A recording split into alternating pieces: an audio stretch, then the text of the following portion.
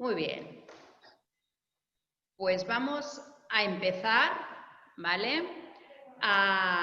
Benvinguts tots en aquest webinar. Bienvenidos todos a este webinar.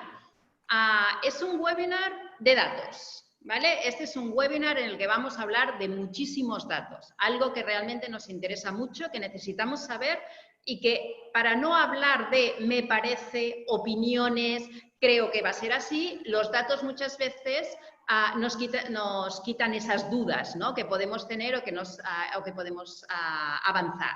Es cierto que durante todo el confinamiento creo que la pregunta del millón era ¿qué va a pasar? ¿Cuánto vamos a vender? ¿Vamos a vender más? ¿Van a caer los precios? ¿No van a caer los precios? Sigue siendo una pregunta del millón. Evidentemente todavía no tenemos muy claro. Sabemos qué es lo que ya ha pasado en el segundo trimestre, que es lo que vamos a ver en el webinar de hoy. Y vamos a seguir teniendo muchas dudas, vamos a seguir viendo qué pasa con el mercado, pero hoy precisamente lo que queremos es ya hablar de lo que realmente y con datos reales, qué es lo que ha pasado durante todo este periodo de confinamiento, qué es lo que realmente, cómo ha afectado al sector inmobiliario. Vamos a ver un poco cuál es la tendencia de precios que se están publicando ahora. Y por otro lado, también vamos a ver un poco el futuro, ¿vale? ¿Qué es lo que vamos a ver? ¿Cuál es la situación macroeconómica que vamos a tener en un futuro cercano y cómo esta situación va a afectar al sector inmobiliario? Eso es lo que vamos a hablar durante esta mañana, durante aproximadamente una horita, hora y media, con nuestros panelistas de hoy.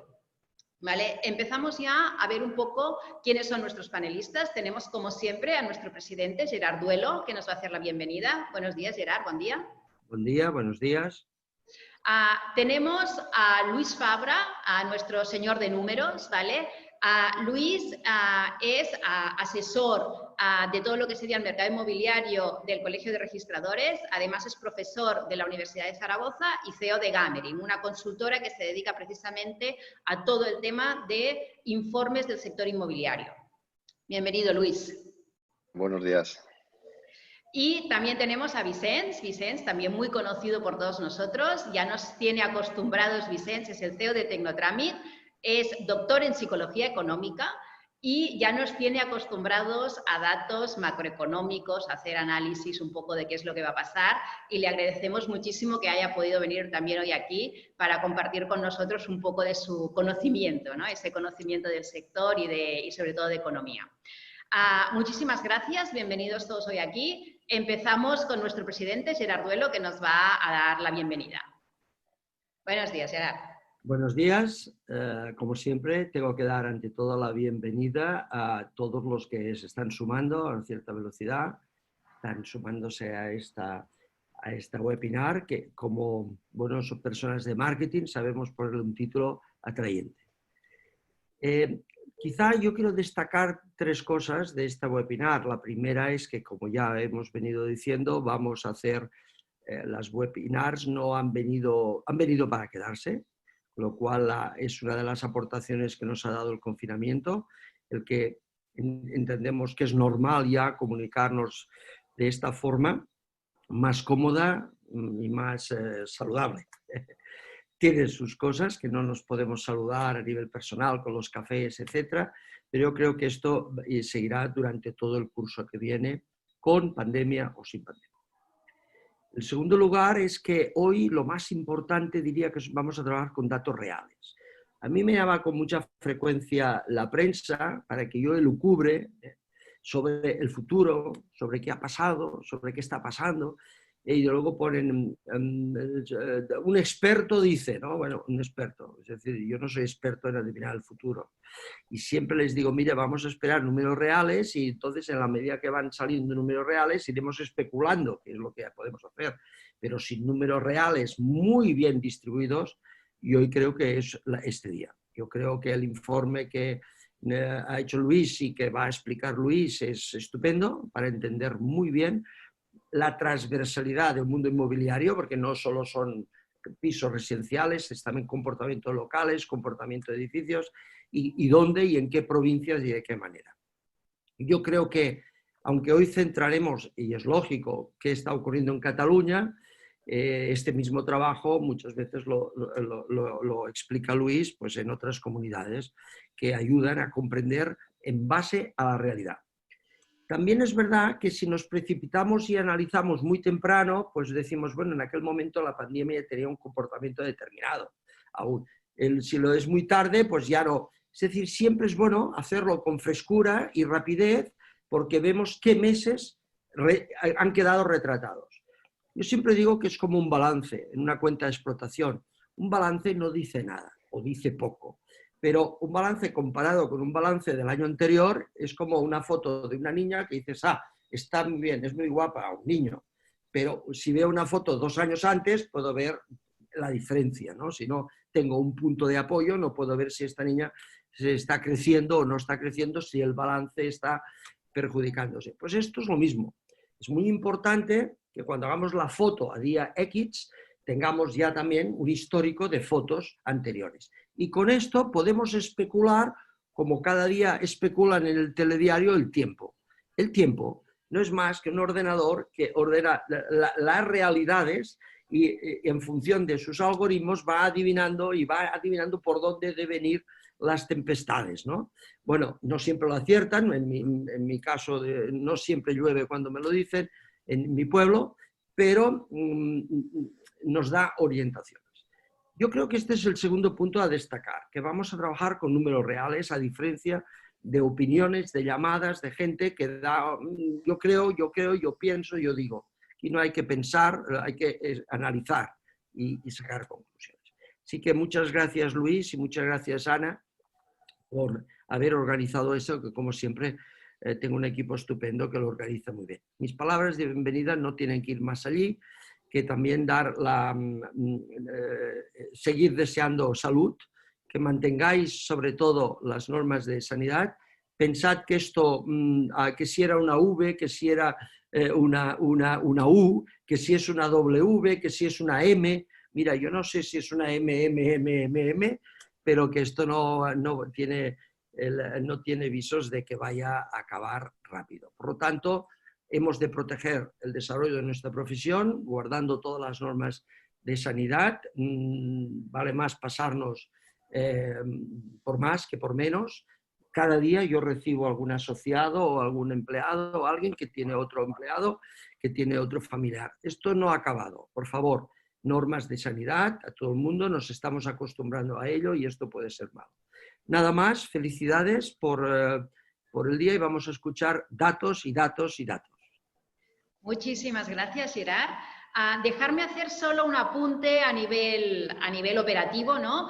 Hasta ahora habíais dirigido vuestras preguntas, posibles preguntas por avanzado a un correo que era webinar@api.cat, pero a partir de ahora, por favor, si os surgen dudas, queréis hacer preguntas, que las responderemos al final del webinar, hacerlo a través del apartado que dice preguntas y respuestas. ¿Vale? Allí nosotros leeremos las preguntas que os puedan surgir y las pasaremos a nuestros panelistas al final. ¿Vale? Hay un tema muy importante, que estos informes y el hecho de que nosotros lo que queremos es también trabajar con datos, nosotros todos los informes en detalle os los hemos dejado a todos nuestros colegiados y asociados en la parte privada. Vosotros podéis ver en detalle todo el informe que realmente os hemos hecho llegar. Pero este informe creemos que es un informe suficientemente importante como para que también tenga una explicación. Este es el primero que hacemos con explicación, pero seguramente a partir de ahora todos los informes que presentemos trimestrales intentaremos que haya una explicación, porque entendemos que los números es muy bueno verlos, pero también es muy bueno entenderlos bien y que nos los explique un profesional, eso es muy importante. ¿Vale? Por lo tanto, dejamos ya ahora que sea Luis el que realmente nos explique estos informes. Y Luis, por favor, si nos pones la presentación y nos explicas qué es lo que ha pasado durante el segundo trimestre de 2020, en pleno confinamiento. Realmente un periodo muy complicado, un periodo en el que tuvimos prácticamente 2 meses de inactividad, que hay que ver cómo se ha reflejado esta inactividad en los números reales. Gracias, Luis. Muchas gracias, Ana. Muchas gracias, Gerard. Es un placer poder trabajar codo a codo con todos ustedes y en el día de hoy pues trasladar lo que corresponde a la interpretación del informe del mercado inmobiliario del segundo trimestre de Cataluña. Es muy importante contextualizar poner en situación lo que todos ustedes han vivido, ¿no? Y es que hemos tenido un segundo trimestre donde en cierta medida hemos tenido una mano atada a la cintura. Hemos tenido un trimestre en el que legalmente durante cerca de 5 semanas no se han podido realizar operaciones de compraventa. Tanto el intermediario de obra usada como el promotor inmobiliario pues no ha podido realizar en condiciones normales su actividad, y una vez que se ha podido salir al mercado, pues la realidad del mercado era muy distinta a la que teníamos con anterioridad. Por tanto, esos aspectos son importantes tenerlos en cuenta en la medida que a la hora de contextualizar la información, los datos que vamos a tener a continuación, pues efectivamente podremos constatar esa realidad. Es que durante una buena parte de dicho trimestre no se han podido realizar legalmente operaciones de compraventa. Mire, yo en primer lugar me gusta mostrar unos datos que son en cierta medida, no es que tengan truco, pero que tienen que ser adecuadamente analizados. Como es la primera vez que hablo con todos ustedes, pues quiero indicarles que en todas las páginas que van a ir viendo a continuación, arriba tendrán el tipo de bien inmueble al que nos referimos, en este caso vivienda. Luego a la derecha la variable, en este caso número de compraventas. En tercer lugar el ámbito geográfico, Cataluña. Y por último el tipo de datos, si es un dato anualizado o interanual, si es trimestral. Tendrán los datos en la parte de arriba, en una tablita, el gráfico de evolución con toda la serie histórica para poder adecuadamente ver la evolución de las variables, y luego una serie de titulares o destacados a la derecha, ¿no? Por tanto, así sabremos en todo momento qué es lo que estamos observando en cada una de las páginas. Bien, bueno, aquí tenemos las compraventas anualizadas. En Cataluña, al cierre del segundo trimestre, el total de compraventas han sido 71.665, ¿de acuerdo? Claro, vemos aquí una caída. ¿Consecuencia de qué? De la caída del segundo trimestre. Ahora llegaremos a los datos trimestrales, que es lo que todo el mundo está esperando.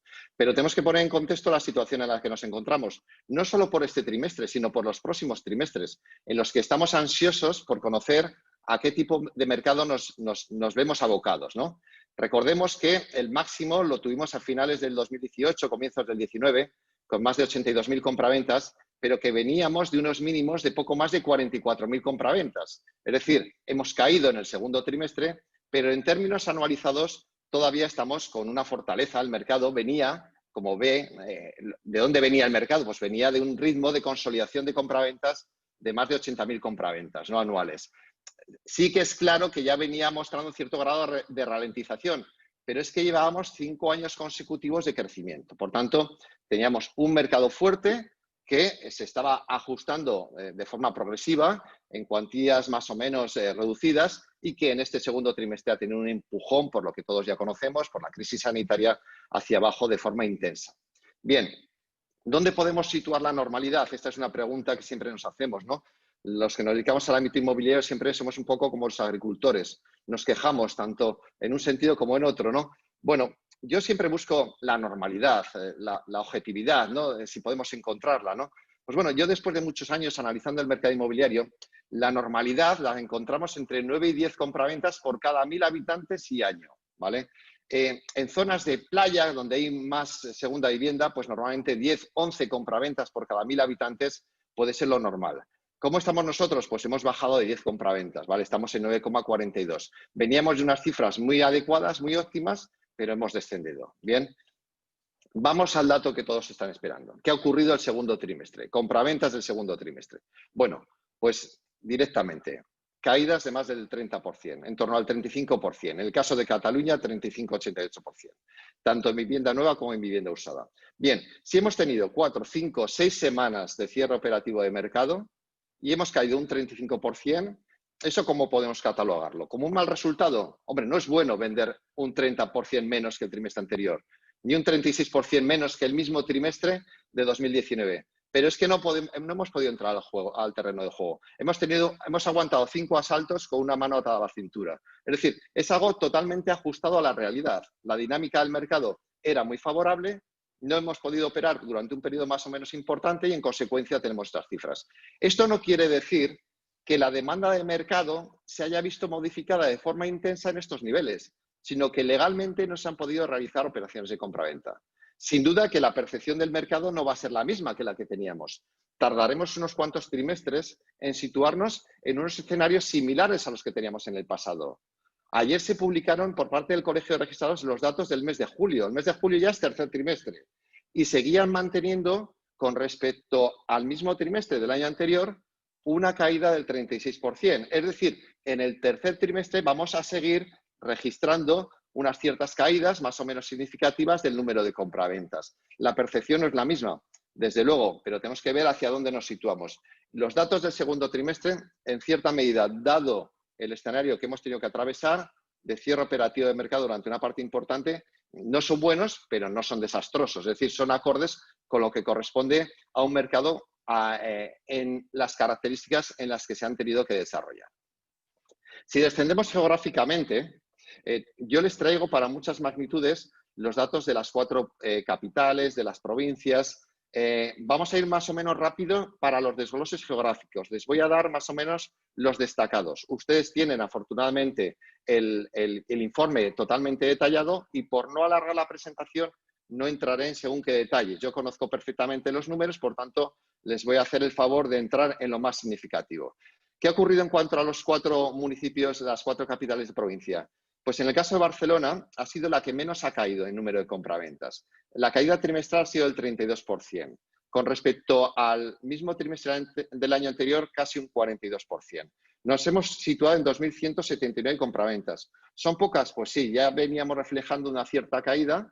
Barcelona tenía unas características en precios que comentaremos más adelante que hacía más susceptible de tener una reducción en número de compraventas, pero a pesar de la situación que hemos atravesado, fíjense, hemos registrado más compraventas que en determinados trimestres del ciclo bajista con normalidad, 2011-2012. Bien, es un mal dato, sin duda, pero un dato acorde con la situación que hemos tenido que atravesar. Caída del 33%, poco más del 32%. Desde un punto de vista de ciclo inmobiliario, que insisto, esta gráfica que en la anterior siempre van a ver los datos trimestrales y la línea amarilla es la tasa de variación interanual, ¿de acuerdo? Y en la siguiente gráfica siempre van a ver los datos anualizados. ¿Por qué? Porque aquí nos vemos situados desde un análisis de ciclo inmobiliario. Lógicamente, los datos del segundo trimestre son los que son, pero desde un punto de vista de ciclo, en este trimestre, perdón, en estos últimos 12 meses estamos ligeramente por debajo de 12.000. Es que venimos de 7.400 compraventas, ¿vale? Seguiremos cayendo, sin duda. Los datos del tercer trimestre no serán buenos en comparación con el tercer trimestre de 2019 y, en consecuencia, seguiremos reduciéndonos. Pero la cuestión es hacia qué escenario de mercado se sitúa. En este caso, tal como ven en imagen, en el caso de Barcelona municipio. Tienen los datos de Girona, una caída del 38,75%. Los datos de Lleida, un 40 y pico por cien, 41%. Y los datos de Tarragona, una caída del 39,11%. Las 4 capitales, en línea con lo que ha sido el comportamiento general del mercado inmobiliario en todos los ámbitos geográficos que he tenido que analizar, caídas en muchos casos incluso superiores al 40%, en el caso de Cataluña en torno al 35% y la ciudad de Barcelona ha sido la que ha registrado de las 4 capitales la menor caída de número de compraventas.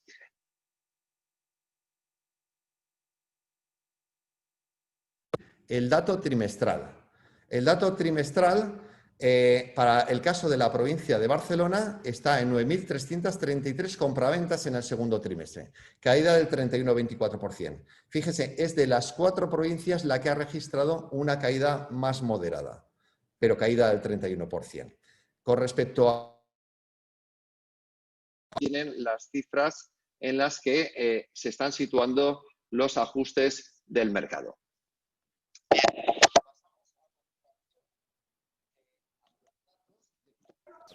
Luis, ¿En qué cuota perdona, de mercado no? no ¿Sí? se te oía bien, Luis. ¿Sí? Yo creo que ahora sí, pero no se te oía bien. A ver si ahora se te oye.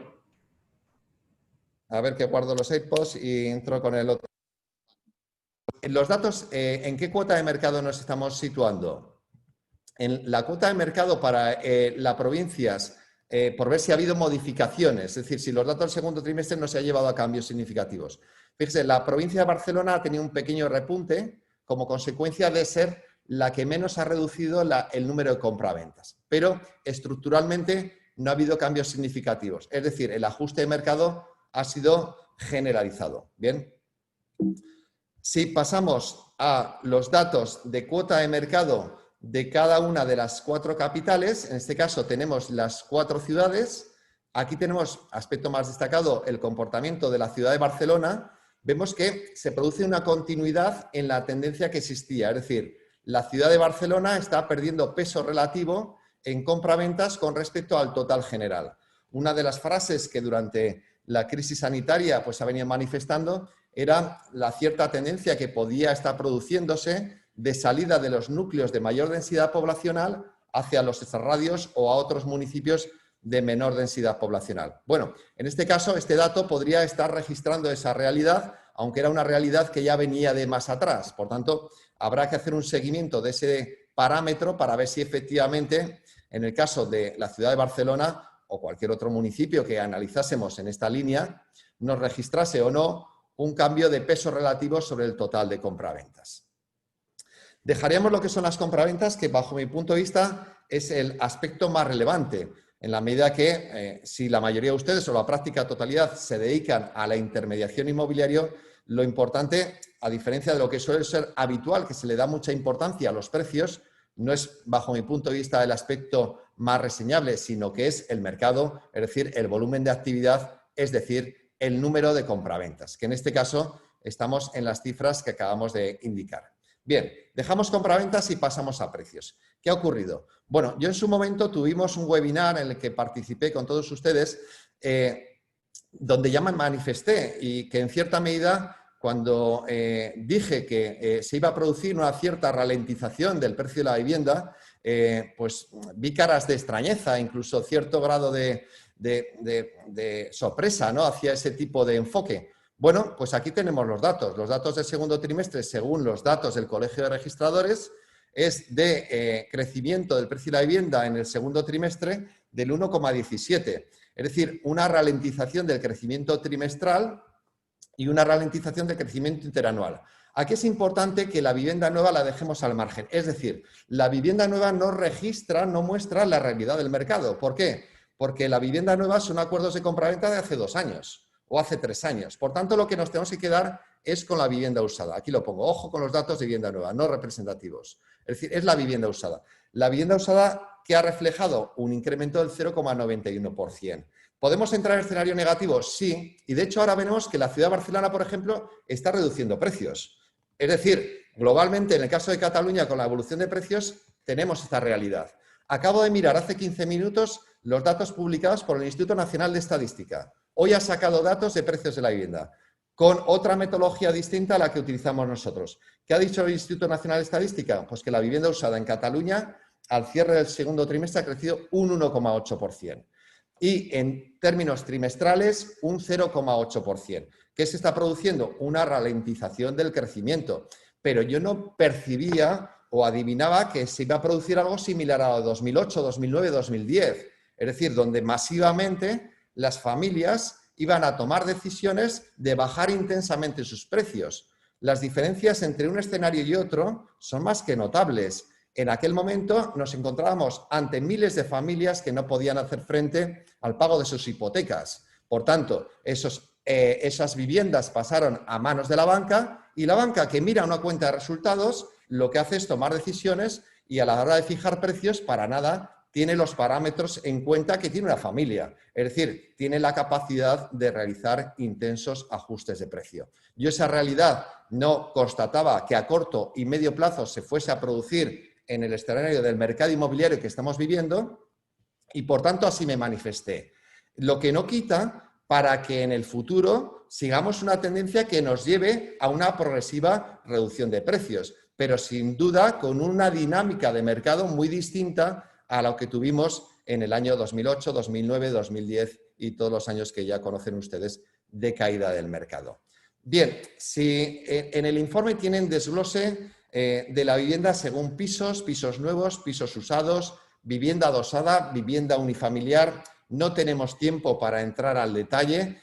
Ustedes tienen los datos, tienen las series históricas completas, pueden ver las diferencias. Yo ya les sintetizo que en todos los casos lo que se constata es una ralentización del crecimiento, es decir, unas tasas muy reducidas de crecimiento del precio de la vivienda durante el segundo trimestre y que a corto plazo podría incluso dar lugar a la consecución de tasas negativas. Bien, para ver que no oculto ninguna carta y que mi objetivo, como siempre intento hacer, es mostrar con claridad todos los enfoques del mercado, sean acordes o no con lo que yo en su día me manifesté, traigo también datos de precios de oferta. Precios de oferta que espero que dentro de poco tengamos mucho más potentes en colaboración con el colegio, ¿verdad, Ana? Y tengamos mucha más información y mucho más desglosado, ¿no?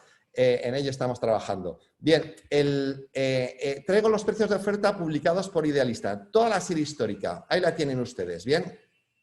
Bueno, ¿qué pasa con los precios de oferta? Aquí he traído el segundo trimestre, caída del 8,04 por ser homogéneo en la serie, interanual del 7,27. Entonces me pueden decir, no, ¿lo ves como sí que está cayendo el precio de la vivienda? Bueno, observemos qué pasó en Cataluña con los precios de oferta. Fíjese la línea amarilla, ¿ven? Tasas del 10%, crecimiento intenso, son datos mensuales. Desde 2017 hasta 2019, crecimientos en torno al 10% interanual del precio de oferta. Vuelvo hacia atrás. ¿Qué ha hecho el precio de compraventa? El precio de compraventa, miren la línea amarilla. Crecimiento en el mayor de los casos en torno al 8% interanual. Es decir, Cataluña subió precios, pero el precio de compraventa subió muy por debajo del precio de oferta. Es decir, la gente quería vender sus viviendas muy por encima de lo que el mercado era capaz de absorber. ¿Bien? Entonces, ¿qué ocurre? Que hay un cambio de expectativas. Hay un cambio de expectativas. La gente dice, bueno, llega una crisis sanitaria, nos tenemos que quedar en casa. Si quiero vender mi vivienda, tendré que bajar de precio y tomar sus decisiones. ¿Y cuál es la decisión en junio con respecto a marzo? Pues una reducción del 8,04%. O con respecto al año anterior, 7,27%. ¿Pero qué ocurre? Que si realmente tuviésemos un mercado intensamente bajista, esa línea de seguimiento en la reducción de precios sería continuista. Y resulta que la semana pasada va Idealista y nos saca los datos de agosto. Y tenemos los de julio. ¿Y qué nos dice agosto el precio de oferta a los vendedores catalanes que se anuncian en ese portal inmobiliario? Pues que aumenta su precio un 4,8%. Y con respecto al trimestre pasado, un crecimiento también. Y con respecto a hace un año, una caída del 1,98%. Es decir, si realmente estuviésemos en esa realidad de intenso ajuste, esa V intensa, W o las letras que sea, estaríamos ante una realidad muy distinta. Se produciría mes a mes una corrección de los precios de oferta. Y esos precios de oferta, hubo una corrección, sí, pero una corrección puntual y que de momento no es una corrección sistemática. ¿Qué puede producirse? Pues podría producirse. ¿Por qué? Pues puede haber una expansión del contagio, o puede haber una vacuna, o puede haber un tratamiento. Es que no lo sabemos. Tenemos que fijarnos día a día en cuáles son los indicadores. Y la realidad del mercado mes a mes, día a día, datos de esta mañana, datos de la semana pasada, son los que estoy comentando. Y en ese contexto creo que tenemos que analizarlos, ¿no? Bien, vamos a Barcelona. ¿Qué ocurre con Barcelona? Yo lo dije en ese webinar también. Si tenemos algún tipo de ajuste, será en aquellos ámbitos geográficos en los que más intensamente creció el precio de la vivienda. Y Barcelona fue uno de ellos. Y fue Baleares, y fue Canarias, y fue Madrid. Fíjese qué ocurrió en Barcelona. Barcelona, en 2013, teníamos 2.703 euros metro cuadrado. Al final de 2019 estábamos en 4.163. Tuvimos tasas de crecimiento del que llegaron a ser el 15%, o ser en la línea amarilla. Es decir, tuvimos un calentón como Dios manda. Es decir, un crecimiento intensísimo del precio de la vivienda. ¿Era sostenible? No, no es sostenible. 5 años consecutivos crecimientos de precios a estos niveles no es sostenible, salvo que tengamos un crecimiento de rentas en términos similares a los que teníamos en los precios de la vivienda. Y no era ese el contexto. ¿Y qué ocurrió? Que en Barcelona ya estaba presentando una ligera corrección de precios, pero muy ligera. ¿Cómo estamos en el segundo trimestre? Pues una caída del 0,65% trimestral, una caída del 1,22% interanual. Bien, es decir, pero es que es lógico, es acorde, no es sostenible ese ritmo de crecimiento. Por tanto, es natural, es normal que vayamos corrigiendo. ¿Dónde estamos corrigiendo? A precios de comienzo de 2019. ¿Nos podemos ir a 2018? Sí, ¿de acuerdo? Pero esa es la realidad del mercado. No de repente nos encontraremos con un ajuste del 10% del precio de compra-venta. Bien, esta sigue siendo la evolución. Les traigo los datos de la provincia. La provincia tiene un comportamiento más racional. ¿Por qué? porque ha crecido menos intensamente. ¿Qué refleja la provincia de Barcelona? Un crecimiento del 0,98, ¿de acuerdo? Frente a esa corrección. ¿Puede entrar el escenario negativo? Podría. ¿Depende de qué? Del comportamiento de todos los aspectos que comentaremos más adelante. Bien, aquí tenemos los de la provincia de Girona y el municipio de Girona, un crecimiento del 2,72. La provincia sufre 0,66. ¿Por qué sufre más la provincia de Girona? Pues ahora lo vamos a ver. Una provincia que tiene un 25% de compra de vivienda por extranjeros, resulta que cierran el mercado por la movilidad internacional y te encuentras con que no tienes esa demanda que ibas a tener. Ahora lo veremos reflejado. Tienen los datos de Lleida, de Tarragona, bueno, pueden analizarlos detenidamente. Finalizo los datos de precio por metro cuadrado simplemente con este gráfico para que vean la comparativa de precios entre las 4 capitales de provincia y la notable diferencia que existe entre Barcelona, que duplica los precios de Girona, y las otras 2 capitales de provincia. Ahí tienen las series históricas, la evolución, la mayor intensidad de crecimiento de la ciudad de Barcelona frente a las otras capitales y, por tanto, un candidato más claro a una corrección de precios. Es algo natural y esperable. Bien, pasamos a la tercera variable, que es el precio por vivienda. Aquí hay un paralelismo con el precio por metro cuadrado. ¿Qué ha pasado con el precio por vivienda? Pues poco más de 200.000 euros el precio medio, ¿no? en Cataluña, crecimiento del 1,53. No me paro mucho a los importes de precio por metro cuadrado ni precio por vivienda porque todos conocemos el mercado inmobiliario y es absurdo. Dependiendo de la zona geográfica, del ámbito concreto, las diferencias son notables, con lo cual que tenemos que ver tendencias. Ese es el ámbito o el aspecto en el que nos tenemos que focalizar. Bien, ese crecimiento del precio por vivienda ha sido ligeramente superior al precio por metro cuadrado. ¿Qué nos dice eso? Pues 2 posibles elementos de argumentación. O se están comprando viviendas de mayor superficie media, que es un dato muy interesante que vamos a ver ahora, o se están comprando viviendas de más calidad media en cuanto a sus características físicas y ubicación. Bien, desglosamos. Barcelona. ¿Qué ocurre con Barcelona? Precio medio de 348.000 euros. Corrección de precios, en línea con el precio por metro cuadrado. Está reduciéndose el precio por metro cuadrado y está reduciéndose el precio por vivienda. Pero es que, observen, pasamos de precios de 248.000 euros por vivienda en el 2013 a precios superiores a 360.000 euros a finales del 2019. A pesar de eso, nos estamos situando en niveles de precios de la primera mitad del año 19. Es decir, que me gusta siempre mostrar todas las series históricas porque conviene que contextualicemos los datos con respecto a nuestra historia. Tienen los datos también de Girona. Fíjese qué ocurre en Girona, pues que la provincia sufre más en precios, muestra un crecimiento más bajo, incluso en términos interanuales una reducción de precios. Pero claro, es que vamos a ver que ha estado claramente afectada por la realidad que se ha vivido en cuanto a la demanda extranjera. Tienen los datos de Lleida, tienen los datos de Tarragona, que pueden analizar perfectamente en el informe. Bien, aquí nuevamente las diferencias territoriales entre las 4 capitales de provincia en cuanto al importe medio por vivienda son más que notables, pero acordes con la realidad de cada uno de estos ámbitos geográficos. Pasamos a la cuarta variable. Hemos hablado de número de compraventas, hemos hablado de precio por metro cuadrado, hemos hablado de precio por vivienda. Vamos a la nacionalidad. La nacionalidad es un parámetro muy importante y especialmente en determinados ámbitos de la geografía catalana. ¿Qué ha ocurrido con la compraventa de vivienda por extranjeros? Pues que ha caído. El último dato, el dato del segundo trimestre, es que un 10,97%, prácticamente un 11% del total de compraventas de Cataluña han sido realizadas por extranjeros. ¿Dónde estábamos? Pues en torno al 12-13%. Bien, el dato interanual ha bajado al 12,33%. ¿Qué es lo importante en este caso, bajo mi punto de vista? El desglose geográfico, es decir, las diferencias que hay que entraremos ahora. Simplemente un apunte en cuanto a las nacionalidades. Como es la primera vez que les presento el informe, pues conviene que veamos quién demanda, qué nacionalidades compran vivienda en Cataluña. Pues bueno, franceses son los que lideran tradicionalmente la compra de vivienda por extranjeros.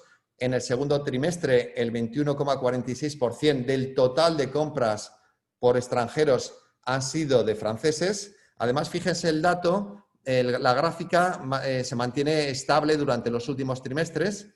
En segundo lugar están chinos, con un peso del 7,73. Observen también la estabilidad de su peso en la demanda. Y en tercer lugar, marroquíes, con un 7,28%. Aquí tienen, o les incorporo en los gráficos, las 10 primeras nacionalidades en demanda de vivienda por extranjeros, con lo cual pueden ir viendo el crecimiento o decrecimiento de dichas nacionalidades. Pero lo importante en este caso, bajo mi punto de vista, es el desglose provincial.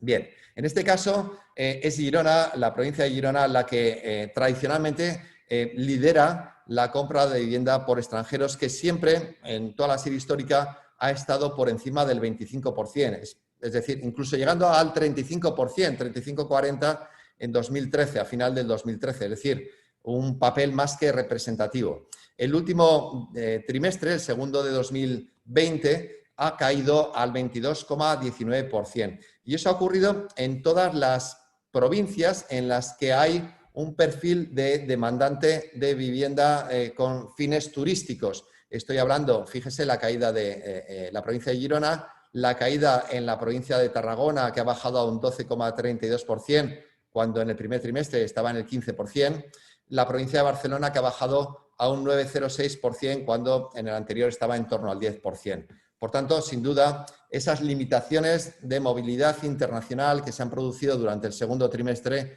han quedado materializadas en la reducción de compra de vivienda por extranjeros y, sin duda, pues creo que en el tercer trimestre también podremos registrar resultados en esta línea. Si pasamos a continuación a una nueva variable, que es la distribución de compraventas, aquí no ha habido apenas novedades. En torno al 84% del total de compraventas del segundo trimestre han seguido siendo viviendas usadas y en torno al 16% vivienda nueva. La vivienda nueva libre es la que copa prácticamente la totalidad de compraventas de vivienda nueva, el 15,16%. Una vivienda nueva que ha tenido protagonismo, ahora hablaremos un poquito más de ella con otros datos adicionales. Fíjese que ha ido pasando o ha ido creciendo de pesos de poco más del 10% a superar el 15%. Por tanto, ha ido ganando, digamos, peso en términos relativos en el mercado inmobiliario de Cataluña, a diferencia de la VPO, que tiene un papel muy residual. Bien, continuando con lo que son datos de obra nueva o de vivienda nueva, traigo aquí dos parámetros que me gusta comparar. Por un lado, los visados de obra nueva y por otro lado, las compraventas de vivienda nueva. La línea azul muestra el número de visados anuales de vivienda de obra nueva y la línea amarilla es la que refleja las compraventas de vivienda nueva exclusivamente. ¿Por qué me gusta comparar este dato? Porque en cierta medida nos muestra la generación o no de stock de vivienda nueva. Es decir, si nosotros iniciamos mucha más vivienda nueva de la que el mercado es capaz de absorber, pues generamos stock. Si se produce el proceso inverso, como ocurría a partir de 2008, es decir, 2009, el mercado compra más vivienda nueva de la que iniciamos, absorbemos stock. Bien, hay que tener en cuenta que, lógicamente, hay un decalaje temporal importante, desde el visado hasta la compraventa y escrituración de esa compraventa. Pero el seguimiento de estas dos líneas nos muestra la generación o no de stock y, por tanto, el riesgo o no de un determinado mercado. Pues bien, observen esta línea desde 2016 hasta la actualidad. Vean el paralelismo, el notable equilibrio entre lo que es la obra nueva que lanzamos al mercado y lo que el mercado es capaz de absorber. En Cataluña, en los últimos 12 meses, a cierre de junio, se han visado 12.351 viviendas de obra nueva, cuando el mercado en los últimos 12 meses ha absorbido, ha comprado 10.737. Estamos en una ratio de 1,15, es decir, un 15% por encima lo que iniciamos con respecto a lo que el mercado absorbe. Una ratio muy razonable y que nos constata el equilibrio, la racionalidad del mercado inmobiliario desde el lado del promotor y, en consecuencia, a la hora de valorar riesgos, constatar nuevamente que no tiene nada que ver con lo que vimos en el pasado. Es decir, estamos ante el hecho de que si hubiese una corrección intensa en la demanda, pues lógicamente los efectos económicos y financieros no tendría para nada que ver con lo que en su momento se produjo. Bien, pasamos a la variable superficie, que a mí es una de las que más me ha llamado la atención. Bien, una de las frases, junto a la que he comentado anteriormente, de si la gente se iba a ir a vivir fuera, huyendo de los núcleos urbanos, que yo creo que eso pues se ha podido producir puntualmente, pero no de forma generalizada. Otro de los aspectos que se señalaba era que la gente pues, iba a necesitar viviendas de mayor superficie media. Bien, efectivamente los datos constatan que eso está siendo así.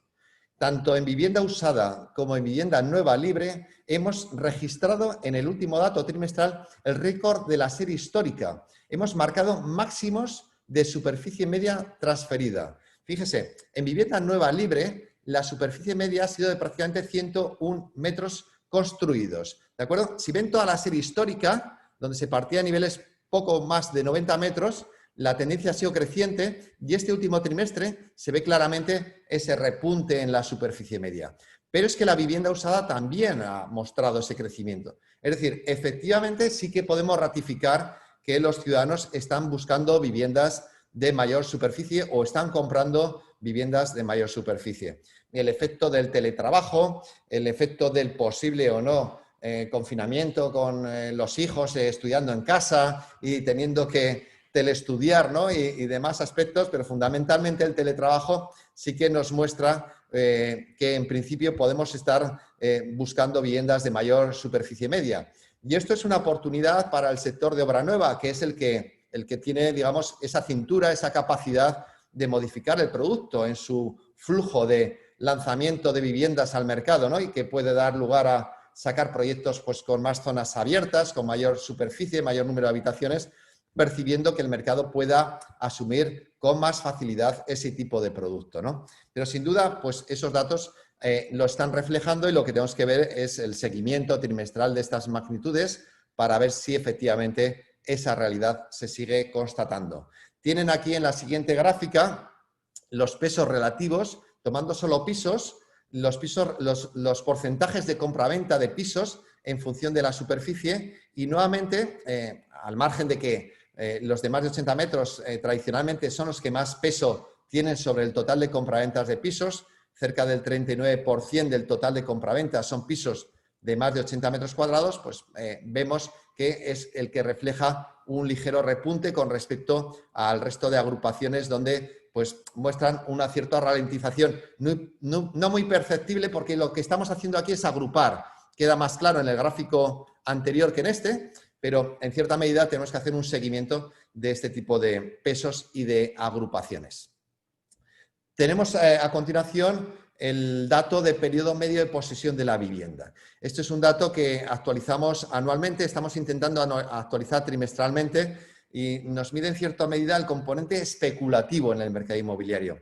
No quiero entretenerme, me gusta cuando publico datos del cuarto trimestre centrarme en esta variable, pero bueno, vean ustedes cómo hemos pasado de periodos de posesión de la vivienda relativamente bajos, en torno a 8 años, a periodos de posesión de la vivienda de prácticamente 17 años. Es decir,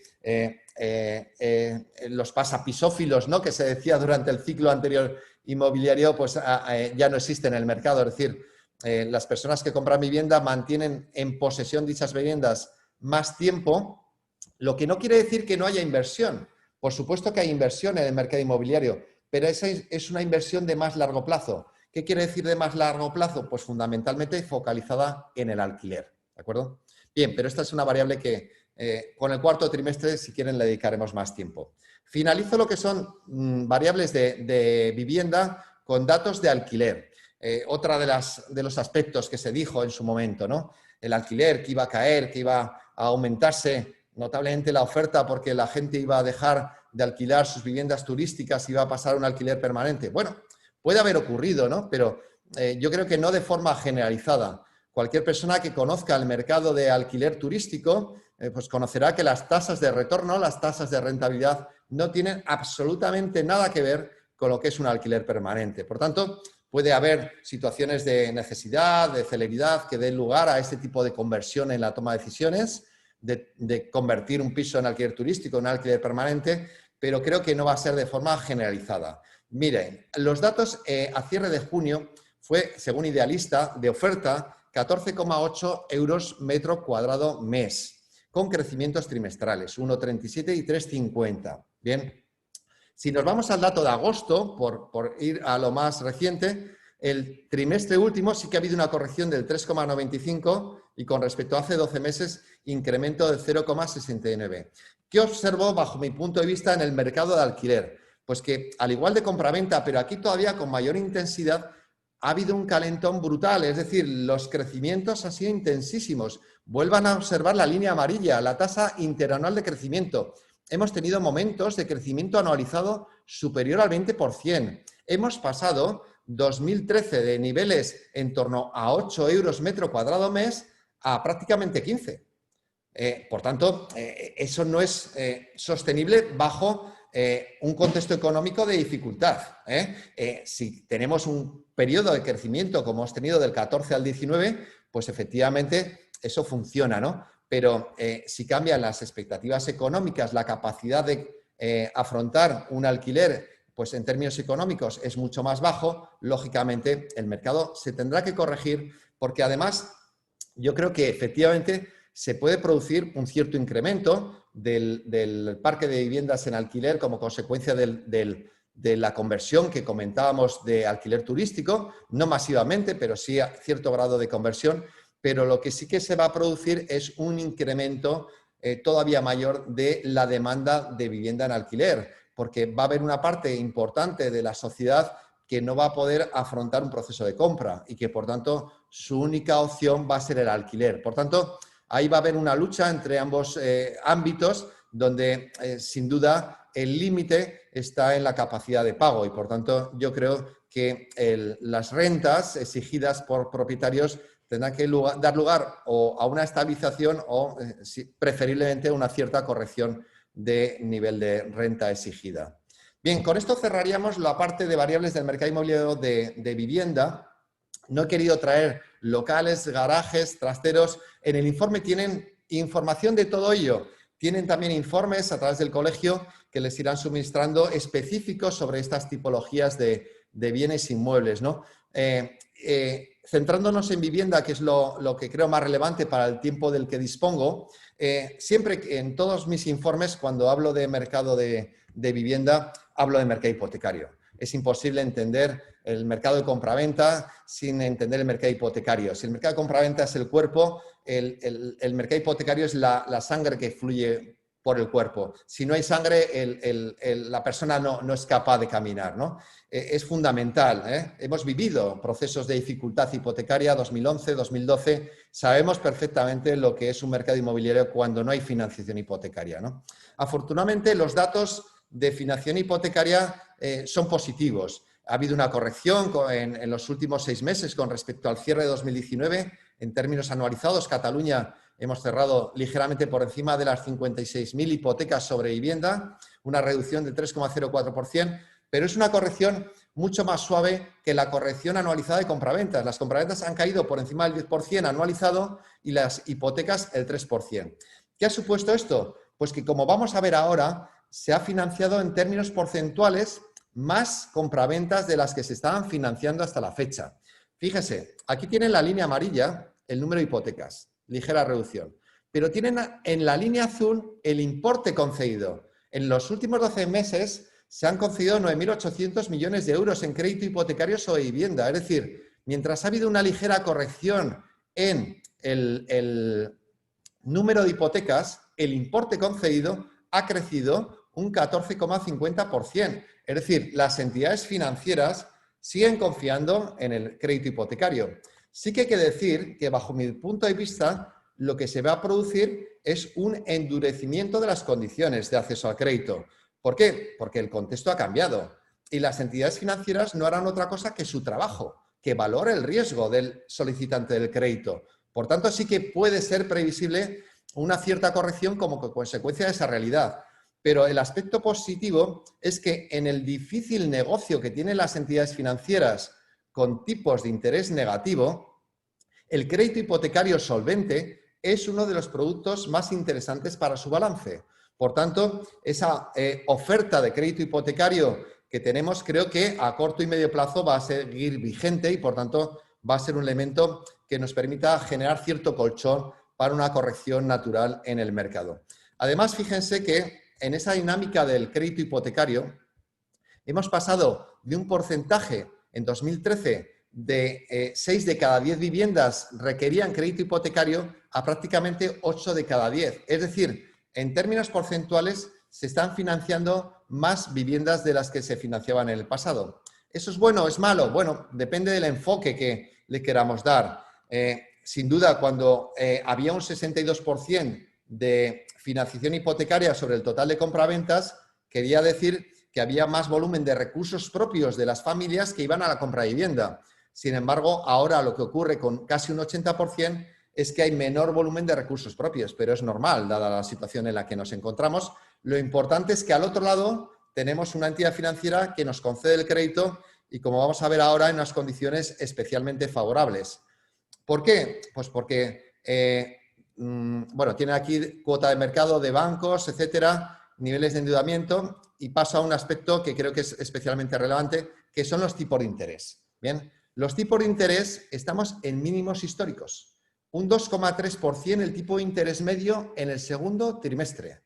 Aspecto especialmente relevante. Fíjense, la línea gris. Los tipos de interés de las hipotecas a tipo de interés fijo son las que están registrando el mayor nivel de corrección. Es decir, un 2,5% las hipotecas a tipo de interés fijo formalizadas en el segundo trimestre en Cataluña, frente a las de tipo de interés variable que muestran cierta estabilidad, 2,08%. De hecho, fíjese, el diferencial entre la hipoteca a tipo de interés fijo y variable es de 0,42 puntos porcentuales. Yo, si tuviese que formalizar hoy una hipoteca, sin duda la formalizaría a tipo de interés fijo.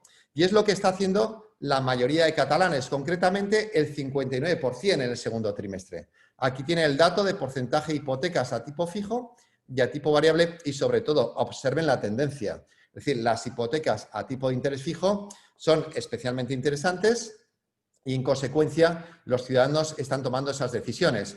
Nuevamente, nos lleva a un análisis de reducción del riesgo desde el punto de vista de un cambio radical de mercado si se produjese con respecto a la situación en las familias y, por tanto, en las entidades financieras de transmisión o no de activos inmobiliarios de dichas familias a los... Es decir, cuando tienes garantizado lo que tú tienes que pagar y sabes con qué regla de juego tienes que trabajar, no estás expuesto a una modificación de tipo de interés, pues sin duda tienes unos elementos de mayor seguridad para afrontar esas obligaciones de pago. Bien, los plazos de contratación, pues en Cataluña en el último trimestre están cerca de 25 años, 24,67, ligera tendencia ascendente, y con todo ello lo que nos da es unos indicadores de accesibilidad más o menos favorables y estables. Es decir, las familias que adquieren y se financian en el mercado hipotecario están en el momento actual, en el segundo trimestre, con una cuota hipotecaria mensual media de 685 euros, que de hecho se ha reducido con respecto al trimestre anterior. Recordemos que hay 3 parámetros que determinan la cuota hipotecaria: el importe de crédito hipotecario, el tipo de interés y los plazos de contratación. En sentido desfavorable está actuando la hipoteca media, que se está incrementando como consecuencia del incremento del precio medio por vivienda.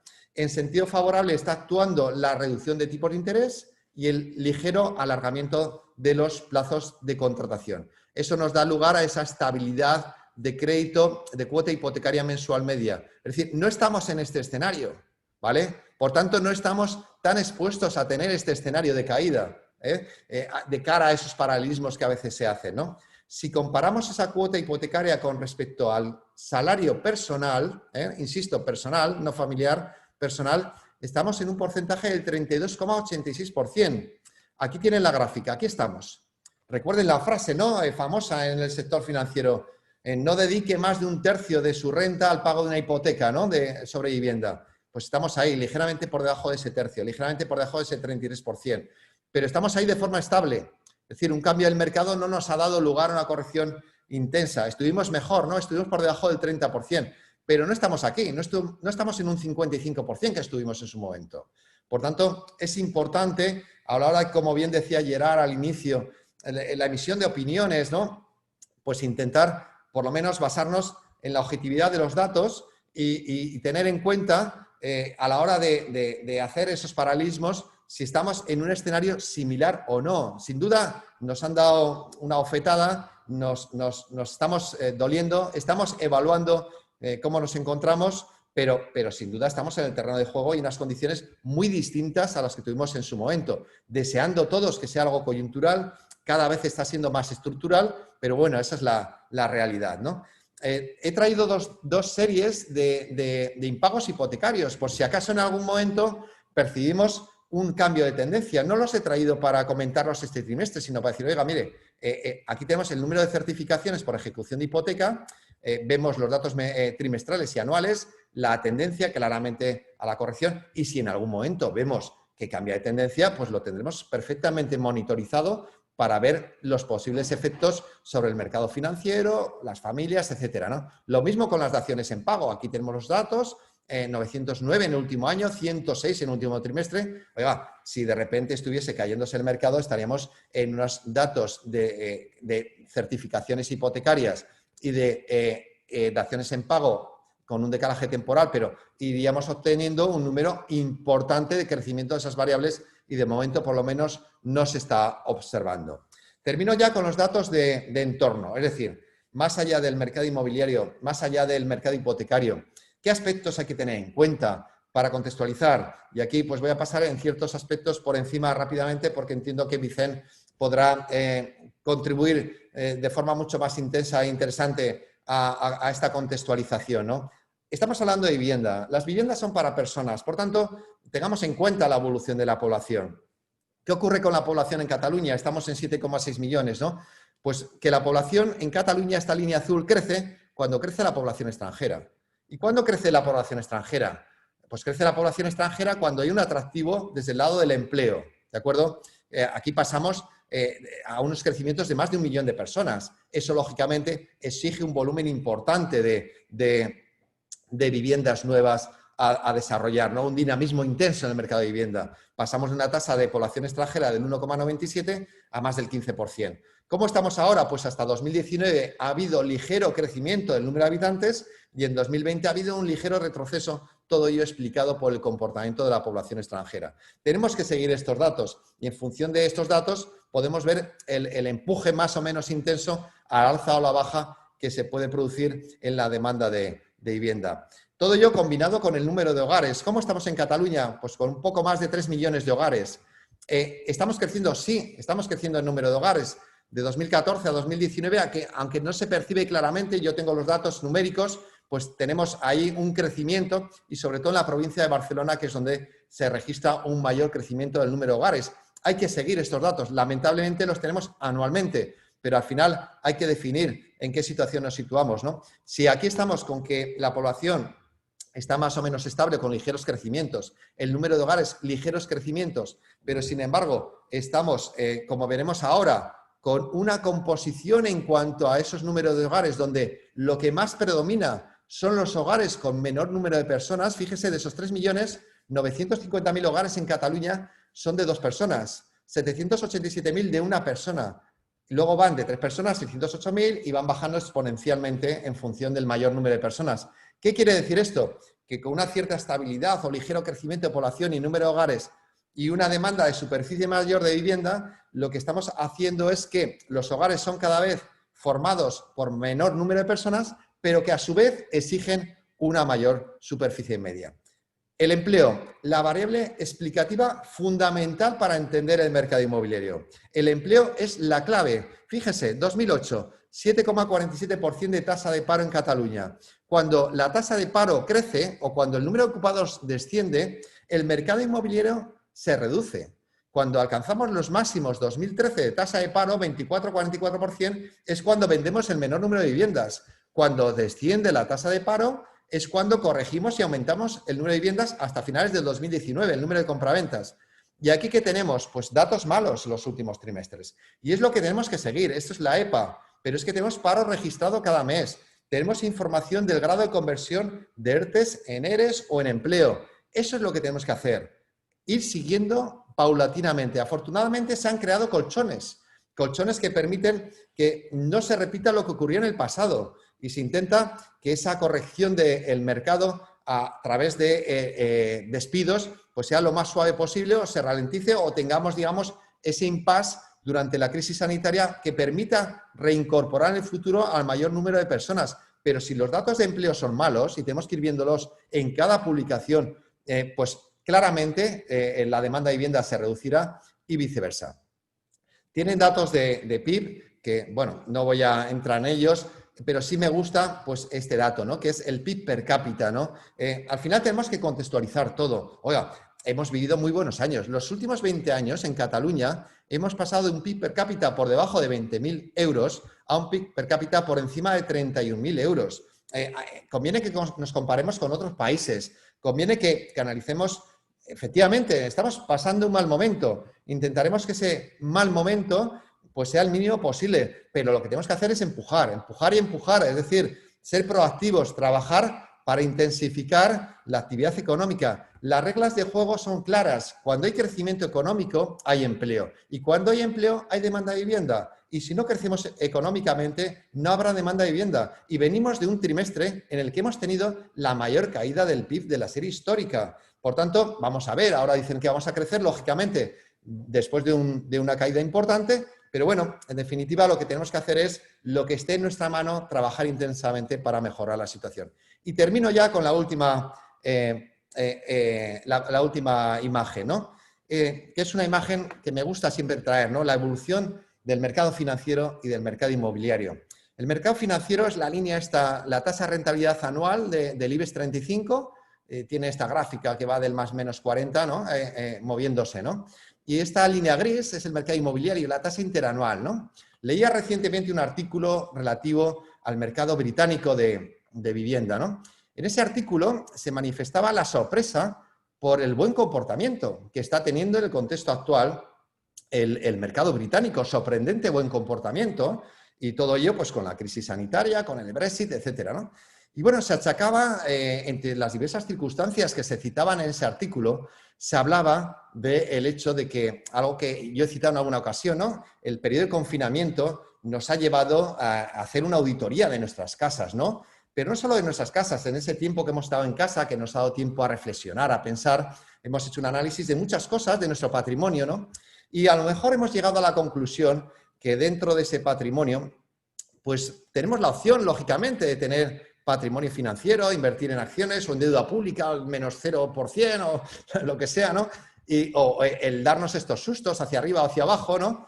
O podemos hacer otra cosa. Y es que realmente esas necesidades que percibimos de unas viviendas más amplias, con mejores características, más acorde con nuestras necesidades, que usamos, que disfrutamos, no olvidemos el valor de uso frente al valor de inversión, y que a lo mejor incluso tiene un comportamiento financieramente hablando más favorable, las pongamos sobre la mesa. Es decir, no seamos esos agricultores que nos quejemos de si llueve o no llueve, sino que seamos gente que a través de la información potenciemos esa información y presumamos de lo que tenemos. Y lo que tenemos es algo de notable fortaleza. Tenemos un mercado inmobiliario que es como un elefante, que se mueve, que le vemos venir, que podemos tomar decisiones. O tenemos el mercado financiero, con información asimétrica, con dificultad de toma de decisiones a corto plazo y donde ese ratón que se mueve con rapidez pues nos puede perjudicar intensamente y además no lo podemos disfrutar. Un amigo que tiene una agencia de valores y inmobiliaria, las dos cosas, me decía, mira, el mercado inmobiliario te quita el sueño, pero el mercado financiero te quita años de vida. Bueno, pues vamos a trabajar intensamente por ese mercado inmobiliario. Muchas gracias, ha sido un placer y quedo a su disposición para lo que estimen oportuno. Un abrazo. Pues muchísimas gracias, Luis, por tu exposición, que yo creo que ha sido muy, muy clara. Yo me quedo y voy a hacer un pequeño resumen de 4 conceptos. El número de operaciones ha caído como era lo esperado, porque hemos estado durante un periodo muy grande de inactividad y evidentemente eso se ha traducido de momento en lo que sería una caída de operaciones. Evidentemente el tema de los precios de momento se ha mantenido, ya veremos qué es lo que pasa. Sabemos que el precio de oferta hubo una caída inicial importante de un 10% en un mes, pero parece que ahora en el mes de agosto se ha recuperado y por lo tanto vamos a seguir viendo qué es lo que pasa. El precio de oferta sabemos que es mucho más variable que los precios de cierre al final. Hemos visto también un gran impacto en tema de extranjeros, que es lo que ha pasado en Cataluña por el tema de los extranjeros. se constata un poco esa tendencia, ¿no?, que se decía de que buscamos viviendas con mayor superficie y que por eso yo creo que es una tendencia que eso vamos a ver cómo evoluciona, pero que seguramente va a quedar. ¿Vale? También un poco vemos ese comportamiento de que cada vez que compramos una vivienda tiene más estabilidad, vamos estando y ahora ya conservamos nuestras viviendas durante 17 años, por lo tanto hay menos especulación con la vivienda para la compra, para ver si sube el precio y por lo tanto especulamos menos con ese precio. Y evidentemente también un ajuste en los precios de alquiler que se está viendo, ya se ha visto en este trimestre y que seguramente es un ajuste que será real con la capacidad económica que tengan las personas que necesiten alquilar, porque evidentemente va a haber un ajuste de mercado. Yo creo que ese es un poco un resumen muy rápido de todo lo que nos has explicado. Esta presentación que nos has hecho se la enviaremos a todos nuestros asociados y colegiados, la tendrán en la parte privada. Evidentemente también están los informes en detalle en los que vemos mucho más en detalle todo tema más por poblaciones, porque alguien nos preguntaba algo de la población de Barcelona. Sé que has hecho una presentación de lo que sería la ciudad de Barcelona, pero en los informes en detalle es donde tenemos más cada una de las diferentes municipios y por lo tanto ahí lo veremos. Yo creo que has comentado unos temas muy importantes que son los que ahora nos van a empalmar y nos van a hacer relacionar con lo que nos va a explicar Vicenç, ¿no? Nos has explicado que evidentemente el mercado inmobiliario es un mercado que depende muchísimo de lo que pase con la economía, de lo que pase con el empleo y de lo que pase un poco en general con toda la situación. No solo también a nivel económico, sino también a nivel de lo que la gente opine, ¿no? Ese miedo que se pueda tener o ese no miedo que la gente pueda tener cuando está más segura o cuando tiene más inseguridad. Yo ahora le vamos a pedir a Vicenç que nos explique un poco pues, todo ese entorno económico que acabará afectando al sector inmobiliario, cómo lo vemos, qué es lo que está pasando y si nos puedes hacer un poco esa previsión macroeconómica de qué es lo que va a pasar. Pido una intervención. Di, Gerard. Yo me tendré que ir a mirar antes de que termine, por lo tanto desapareceré. Tengo una comida ineludible, pero quiero dos cosas. Una, felicitar a Luis porque es brillante. Yo me había mirado todo el informe, pero no había sacado muchas consecuencias. Realmente brillante, no solo el informe, es más estadístico, sino el análisis que ha hecho. Creo que vamos a poder sacar muchas conclusiones. Decir también que cuando lo mandemos a todos los asociados y colegiados estaremos a disposición de preguntas y aclaraciones porque no es un informe fácil de lectura, no es un informe fácil al recibirlo de interpretar, por lo tanto desarrollaremos también asistencia. Y decir que me voy a perder, Vicenç, pero yo te conozco mucho, sé que como economista, por los gestos, sé en qué gráficas te has visto más incitado a decir cosas y quizá no te pueda escuchar, pero realmente creo que será una intervención y una webinar muy interesante. Muchas gracias a todos y disculpar cuando me marche. Gracias. Muy bien. Pues Vicenç, ¿nos cuentas tú la situación macroeconómica primero? Muy bien. Bueno, buen día a tothom, buenos días a todos. En primer lugar, daros las gracias por la invitación y permitirme compartir con todos los compañeros asistentes mi opinión sobre la situación actual y cuál creo que pueden ser pues, los escenarios en el futuro próximo, tal como me solicitasteis. También felicitar a Luis por su, como siempre, brillante explicación de algo tan complejo como son los datos estadísticos y ratificar lo que ha comentado sobre el sector financiero, ya que me dediqué durante más de 14 años y no sé si me ha quitado años, pero me ha añadido muchas canas y una deliciosa alopecia, con lo cual completamente de acuerdo. Bien, entender la situación macroeconómica actual es fundamental, ¿no? Ya que como todos sabemos es la base o el tablero de juego del funcionamiento de muchos sectores económicos, especialmente el nuestro. Por lo tanto, es necesario conocer qué ambiente económico hay y cuáles son las perspectivas vigentes. Mirad, acabamos de dejar atrás un segundo trimestre marcado por correcciones históricas en las principales economías, derivado todo ello de las medidas de confinamiento del COVID-19. Estamos comenzando a ver los primeros signos de recuperación en algunos indicadores y sin presiones inflacionistas, las políticas monetarias siguen siendo muy expansivas y las políticas fiscales están adoptando nuevos paquetes de estímulo, entre los que destaca el Fondo de Recuperación Europeo, y también en Estados Unidos se está en los últimos días debatiendo la posibilidad de un nuevo paquete de estímulos fiscales. Por lo tanto, esperamos que a medio plazo la recuperación venga marcada por la velocidad de la recuperación del mercado laboral, y este escenario, lógicamente, no está exento de riesgos ni de dificultades. Fundamental son los rebrotes que podrían moderar este ritmo. Por lo tanto, entrando en más detalles y para ser esquemático, yo destacaría básicamente 5 aspectos, ¿no? En primer lugar, los PIB del segundo trimestre. Como decía, han sido especialmente fuertes las caídas en el segundo trimestre en Estados Unidos y Europa. Hay que recordar que en China la caída principal debido al efecto del COVID fue durante el primer trimestre del año, con una caída de casi el 7% interanual, pero en el segundo trimestre el PIB chino ha recuperado poco más de un 3%, un 3,2, 3,3% durante este segundo trimestre. En Estados Unidos la caída fue del 9,5% interanual y en Europa la caída ha sido del 15%. En el caso de España, la caída ha sido poco más del 22%. Por lo tanto, tendremos que ver si este dato evoluciona favorablemente como en el caso chino. El mayor impacto del shock aquí en España se ve principalmente pues, a la exposición o a la mayor dependencia de sectores como el turismo. En cambio, en las economías emergentes la situación es más difícil, es más complicada, ya que han entrado en muchos casos en la pandemia más tarde y el proceso de reapertura está siendo mucho más lento y de manera añadida el margen de maniobra en política fiscal o monetaria es mucho más limitado. En segundo lugar, hay que destacar cómo los estímulos fiscales se están reforzando.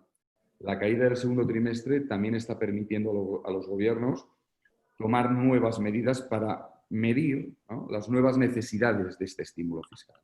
Hemos visto segundas rondas de medidas de estímulo fiscal en Japón, anuncios en el Reino Unido, en Francia o en Italia. Pero yo destacaría, para mí lo más destacado sin duda es la creación de ese Fondo de Recuperación Europeo, tanto por su magnitud, estamos hablando de más de 750.000 millones, representa el 6% del PIB europeo, como por su composición y su coordinación. En la composición, más del 50% son subvenciones cuya asignación dependerá de variables como, por ejemplo, pues, la tasa de desempleo, es decir, aquellos que se han visto más afectados por la pandemia. Y esta condición estará sujeta a los planes de reforma nacional. Por lo tanto, este fondo es un pilar clave para la recuperación a nivel europeo y la recuperación económica y, sobre todo, la convergencia en Europa. En Estados Unidos, en el caso americano, el Congreso está debatiendo en estos momentos de un segundo paquete de estímulos fiscales. El tercer punto a destacar serían las políticas de los bancos centrales. Los bancos centrales mantienen sus políticas monetarias expansivas, como decíamos, no hay presiones inflacionistas ante la debilidad de la demanda, por lo que la expectativa, lo que podemos esperar son tipos de interés muy bajos durante mucho tiempo, ¿no? Al principio de año hablábamos de una japonización. Y en el caso de Europa, los spreads de riesgo, a pesar del aumento del endeudamiento público, que no es un caso menor, pero los spreads, los diferenciales siguen a la baja. Aquí lo más importante es que a los bancos centrales sigan hablando de flexibilidad en el tamaño y de duración de estas medidas. En cuarto lugar están los signos de recuperación. Estamos empezando a ver cómo indicadores adelantados como los PMIs, en caso de Europa, Reino Unido, o en el caso de España más concretamente, y los ISM de manufacturas y servicios, tanto en Europa como en Estados Unidos, todos llevan 3 meses de recuperación desde mínimos. Y las últimas lecturas desde el mes de julio están superando los niveles de 50, que para que nos hagamos una idea es un indicador de niveles de expansión. Por lo tanto, está empezando a haber signos de cómo la tendencia va siguiendo una progresiva recuperación. Y por último, el quinto punto, hay que destacar los riesgos. Todo este escenario de leve recuperación incipiente, pues no está exenta de riesgos. Para mí hay 2 riesgos principales y 2 incertidumbres. Los 2 riesgos principales son sobre todo el riesgo de los rebrotes, que antes de que se obtenga de la obtención de una vacuna o un tratamiento que dé salida a esta situación, puedan ralentizar la recuperación. Y en segundo lugar, algo que ya no está tan en boga en los medios de comunicación, pero sigue latente, que es el riesgo de las tensiones comerciales entre Estados Unidos y China. que ahora mismo están más centradas o focalizadas hacia un sector estratégico como es el sector tecnológico. ¿Cuáles son las dos incertidumbres? Pues hombre, nos acercamos a las elecciones americanas en el mes de noviembre y a final de año finaliza el periodo transitorio del Brexit. Estos últimos puntos yo los comenté a principio de año, antes de todo el COVID, y siguen vigentes. Son riesgos que siguen latentes, pero el protagonismo de la pandemia pues, ha colapsado a todos estos factores, pero que sin duda siguen siendo importantes y añadido a la pandemia van a ayudar o a perjudicar a que esta recuperación que estamos viendo sea más lenta o sea más rápida. Por tanto, en resumen, los temas macroeconómicos son aburridos, siempre intento ser conciso, pero estamos ante indicadores que nos están mostrando, nos están confirmando que estamos ante un shock de impacto y no un cambio de ciclo, y que estamos ante una incipiente recuperación que no está exenta de riesgos importantes, pero que también cuenta con paquetes de estímulos reforzados, de estímulos fiscales y toda la ayuda monetaria. Y como decía Luis, a nivel nacional, en España el foco para mí están los datos de empleo como variable explicativa más significativa de evolución de nuestro sector. Yo creo que es muy interesante, ¿no? Porque al final estamos en una economía global. Esa economía global evidentemente nos afectará. No podemos decir lo que pase en Estados Unidos a nosotros no nos afecta. Nos afecta absolutamente todo en un mundo absolutamente globalizado como el que estamos ahora. Y ahora te voy a pedir, Vicens, que si este análisis que has hecho te atreves a decirnos cómo afecta realmente o cómo puede afectar al mercado inmobiliario, cómo puede afectar a todo el tema de pisos, es decir, bajar un poco este análisis macro a cómo puede realmente esto afectar un poco a futuro al mercado inmobiliario, ¿no? Es decir, esa bola de cristal que todos queremos siempre, saber qué va a pasar con los precios, qué va a pasar con todo, ¿vale? Te vamos a pedir a ver si te atreves a decirnos cómo crees que ese escenario macroeconómico puede afectar a nuestro mercado inmobiliario. Bien, bueno, al final el estudio de las variables macroeconómicas tiene que servir para hacer un estudio que se llama top-down, ¿no? De ir más abajo, como bien dices, para intentar saber a nivel sectorial, en nuestro caso en el sector inmobiliario, hacia eso cómo va a redundar, ¿no?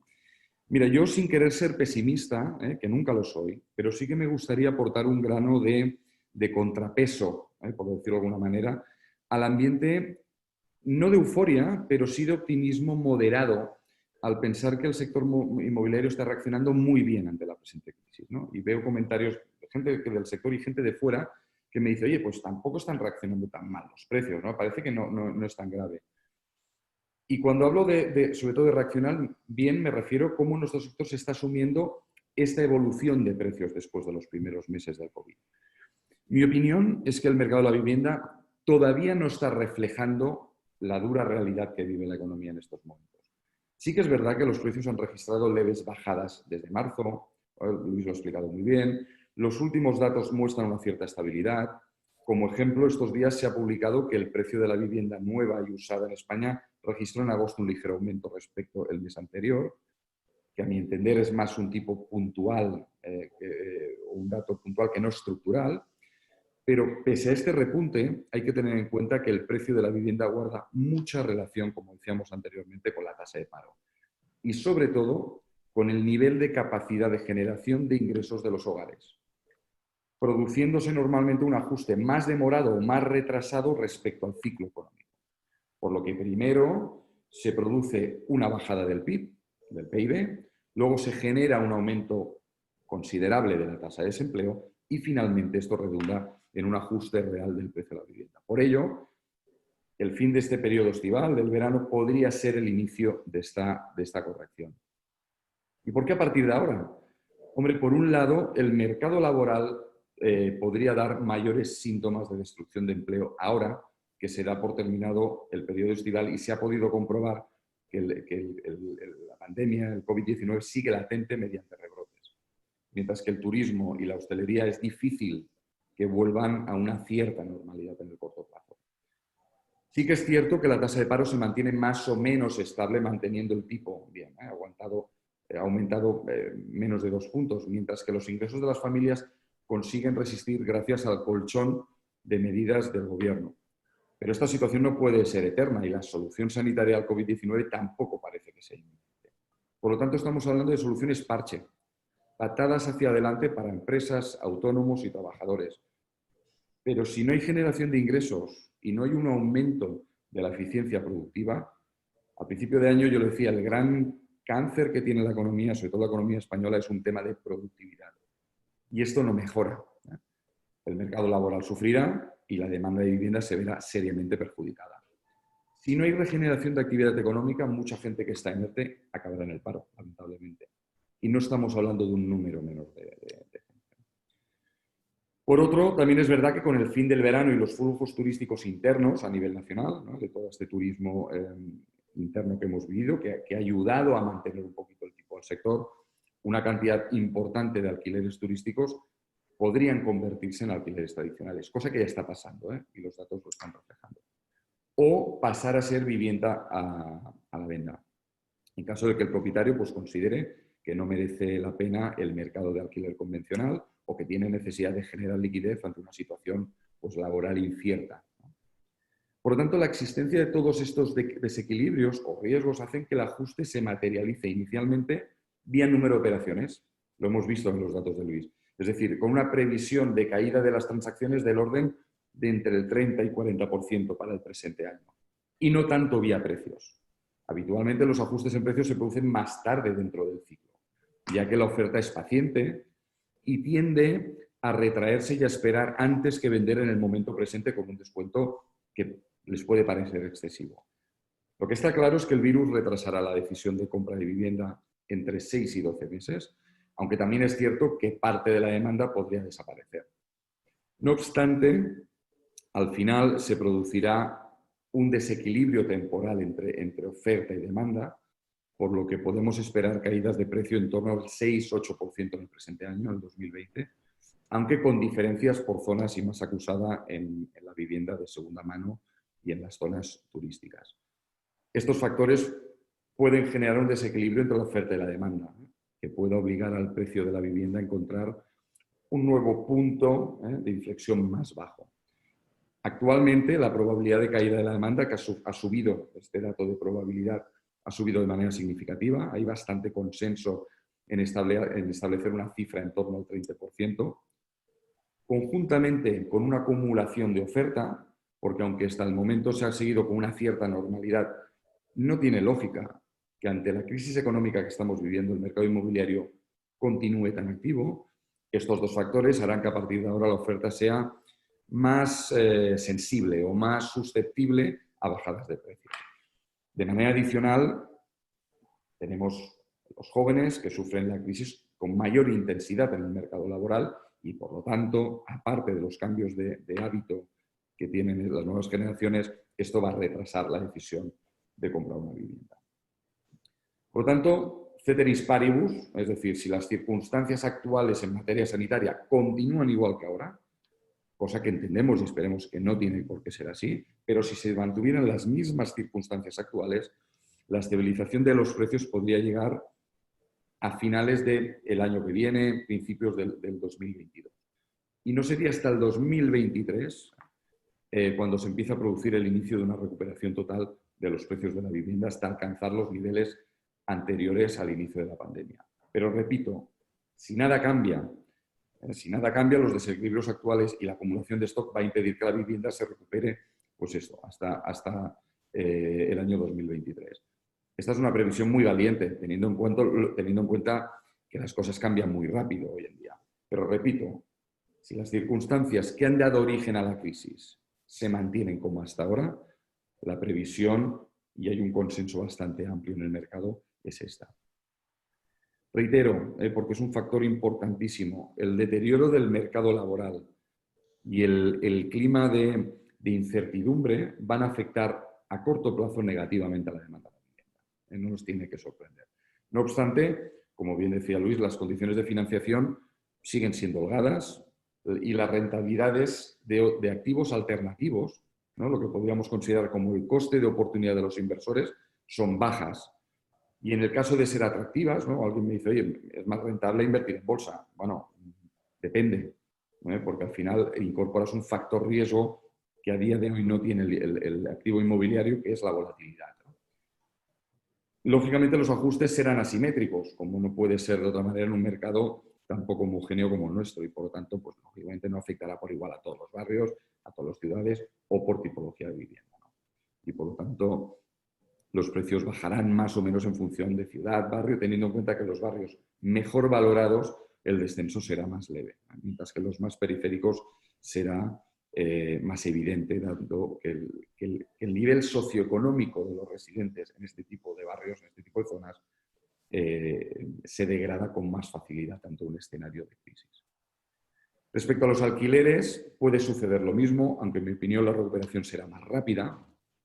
Desde el inicio de la crisis se han producido negociaciones y procesos de mediación de los precios de alquiler entre inquilinos y propietarios, ¿no? Que están variando más o menos entre un 5 y un 15%, siendo más acusados en los barrios más económicos y menos en los barrios más altos. Lógicamente, como ya hemos reiterado en numerosas ocasiones, aplicar leyes de regulación de precios lo único que va a hacer es agudizar la crisis y provocar en el medio y largo plazo un descenso de la oferta y, por lo tanto, como consecuencia, un rebote al alza de los precios. Yo sé que la teoría lo aguanta todo, pero lo estamos viendo a día de hoy en el caso de Berlín. Ya está pasando todo esto que venimos alertando los últimos meses. En definitiva, para no alargarme más, hay un escenario macroeconómico con signos evidentes para el ligero optimismo, con datos que reflejan una leve recuperación, pero no hay que olvidar que en nuestro sector muchas veces se reflejan las consecuencias con un retraso temporal. Y eso puede hacer que todavía pasemos por un camino especialmente duro, que no necesariamente tiene que ser malo, ¿eh? Esto nos está sirviendo al sector para reactivarnos en muchas cosas y poner las pilas en muchos aspectos. No hay que relacionar la evolución de los precios con la salud de un sector. El hecho de que los precios puedan bajar no quiere decir que la salud del sector inmobiliario sea mala, ni mucho menos, ¿eh? Por lo tanto, no hay que caer en el pesimismo en este sentido, porque hay muchos factores igual o más importantes en los que fijarnos. Sea como sea, estoy muy de acuerdo con Luis que la posible evolución negativa de precios va a seguir una dinámica y una estructuración muy diferente a la que vivimos en la pasada crisis. Muy bien, pues muchísimas gracias, Vicens. Yo creo, y he estado siguiendo un poco las preguntas que tenemos en preguntas y respuestas, yo creo que hay una pregunta, una es que me gustaría, que nos la hace Tino Pérez, que es me gustaría saber los datos de vivienda usada del segundo trimestre de Barcelona Ciudad. Ya lo he comentado antes, en el informe en detalle, ya lo ha pasado además Luis un poco, o lo ha pasado rápido en la presentación. En la presentación en detalle y en los informes en detalle lo tenéis absolutamente todo. Pero si, Tino, después tienes alguna pregunta de esto en detalle, a lo mejor la podemos hablar, porque al final es un dato muy, muy concreto del segundo trimestre de la ciudad de Barcelona de vivienda usada, ¿no? Entonces, si os parece, vamos a pasar a la pregunta que yo creo que ya la has contestado, Vicens, en gran parte, pero si le haces el resumen directamente, que nos hace Marta Casado, de la Agencia Catalana de Noticias, que nos pregunta si tenemos una previsión del número de compraventas, precio y alquiler en el global del 2020 y para cuándo se prevé una recuperación a niveles del 2019. Yo creo que algo ya has insinuado, Vicens. Sí. Si queréis contestar los dos, Vicens porque ya ha insinuado algo y después, si quieres, Luis, comentar algo más. Vicens. Yo simplemente matizar, reiterar, ¿no? Es decir, la recuperación a precios y situación antes del COVID, si se mantienen las circunstancias actuales, todavía vamos a ver pasar un tiempo que la estimación media, tanto la mía personal como la que hablo con profesionales del sector, puede ir entre 1 o 2 años. Lo que sí que es verdad es que la situación actual, que depende mucho sobre todo, y habrá un factor psicológico muy importante en el momento que se anuncie la existencia de una vacuna con efectos ligeramente positivos. Esto generará un impacto positivo a nivel psicológico en la gente y esto animará la demanda. Pero si todo esto se mantiene igual, niveles del 2019, repito, 2020, finales 2021-2022. Muy bien. ¿Y el número nos atrevemos a lo del número de compraventas y precio de la global del año 2020? Bueno, ya hemos dicho que va a tener una rectificación de precios, más o menos. Bueno, ya decimos siempre que la bola de cristal no la tenemos, ¿no? Pero... Bueno, sí, a mí me cuesta mucho el hacer ese análisis prospectivo en un contexto, como muy bien ha explicado Vicente, de enorme incertidumbre. Coincido plenamente con todo lo que ha indicado y creo que tenemos que ser muy cuidadosos, ¿no? con el análisis de largo plazo. Lo que sí que tenemos que hacer es tener una visibilidad clara de qué magnitudes nos influyen positiva o negativamente, para que en la medida que conozcamos toda esa información día a día de lo que nos dicen, pues podamos contextualizarla adecuadamente. 2020, pues yo creo más o menos que podemos tener claro cómo puede ir el año, en el sentido de que el primer trimestre fue un trimestre normal o incluso bueno. En el segundo hemos caído en torno a un 35% y el dato mensual de julio pues nos sigue reflejando esa caída de más del 30%. Es decir, yo creo que el año podemos cerrarlo con una caída de en torno al 25% en 2020 con respecto al 2019 en total de compraventas. El precio, coincido plenamente con Vicente, y las series históricas pueden observarse claramente en el informe, siempre reacciona tarde. Yo siempre digo que llega tarde a la fiesta, ¿no? El precio. Primero se corrige, lógicamente, la demanda, el número de compraventas y con posterioridad hay una corrección de precios. El mercado, digamos, que tiende a costar asumirle esa nueva realidad en la que se encuentra. Ocurrió en 2008, ocurrió en parte de 2009, ocurrió a las entidades financieras que inicialmente su cartera de inmuebles creían que garantizando el crédito hipotecario iban a sacarlo y sin embargo luego tuvieron que corregir precios porque si no, no salía al mercado. El mercado no asumía esa realidad. Por tanto, coincido que la tendencia va a ser de continuidad en la corrección de precios existente en la actualidad. Los que estén positivos pues tenderán a presentar cuantías más reducidas y los que estén ya negativos a reflejar cuantías más intensas en la medida que no exista una solución a la crisis sanitaria. Coincido plenamente que en la medida que tengamos una vacuna o un remedio para tratar esta situación, pues el optimismo puede llegar al comportamiento de los ciudadanos. Yo recuerdo una presentación que tuve en Valencia en el mes de junio, donde se veía un notable optimismo. Y el mes de junio en compraventas fue un mes bueno y parecía que estábamos ya saliendo de todo esto. Y yo les decía, bueno, ¿qué tenemos que hacer? Y yo decía, pues mira, fijarte en el número de reservas de viajes, fijarte en la conversión de ERTES, fijarte en todos los parámetros que te permitan explicar una buena evolución o no de los aspectos que hemos señalado. ¿Qué ha ocurrido luego a lo largo del verano? Pues que la demanda de viajes y los movimientos de población de turistas a nuestro país ha sido muy reducido, ha habido caídas del 70%, es algo que ya no se recupera, personas que hubiesen estado trabajando que no han estado trabajando, niveles de renta que se ven corregidos y consecuentemente con efectos negativos. Es decir, en definitiva, estamos en manos de tantos aspectos que no podemos garantizar su comportamiento futuro, que lo que tenemos que hacer es tener, digamos, un buen cuadro de mando, de análisis de toda esta información, para que en la medida que esos aspectos positivos o negativos se vayan presentando, tengamos una corrección de esa evolución.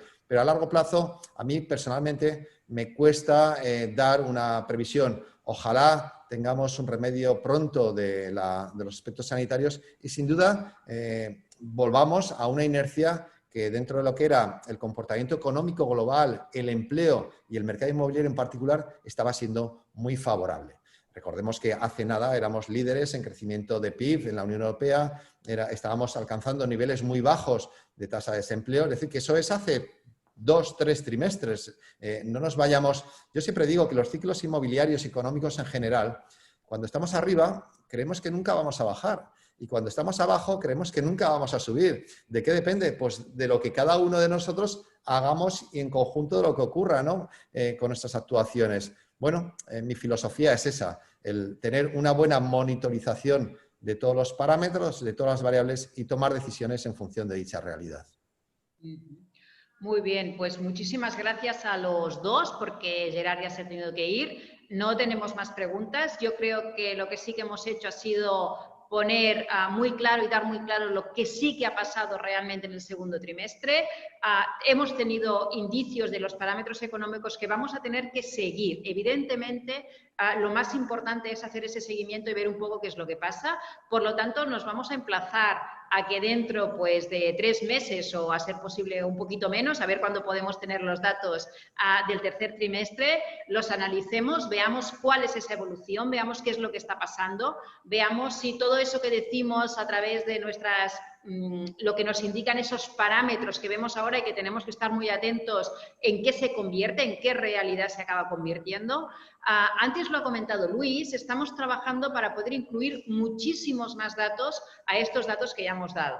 ¿Vale? Estamos trabajando, aquí hay muchos datos del Colegio de Registradores, estamos incluyendo muchísimos más datos de oferta para ver qué es lo que está pasando, qué es lo que está pasando con el sector. Esperamos que en las próximas webinars ya os podamos ofrecer muchos más datos de estos para realmente cada vez tengamos mucha más luz en esos datos que nos pueden decir cómo va a evolucionar nuestro sector y cómo está evolucionando nuestro sector. Muchísimas gracias a todos los que habéis asistido a este webinar, evidentemente a nuestros panelistas y a todos nuestros asistentes. Sabéis que esta presentación la vamos a enviar y os la vamos a poner en la parte privada de todos nuestros colegiados y todos nuestros asociados.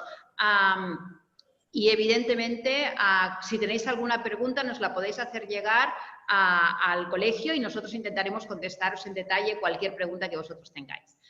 Muchísimas gracias a todos y nos emplazamos a ver qué es lo que pasa en este sector inmobiliario en el siguiente trimestre. Muchísimas gracias y nos vemos. Gracias a vosotros. Gracias.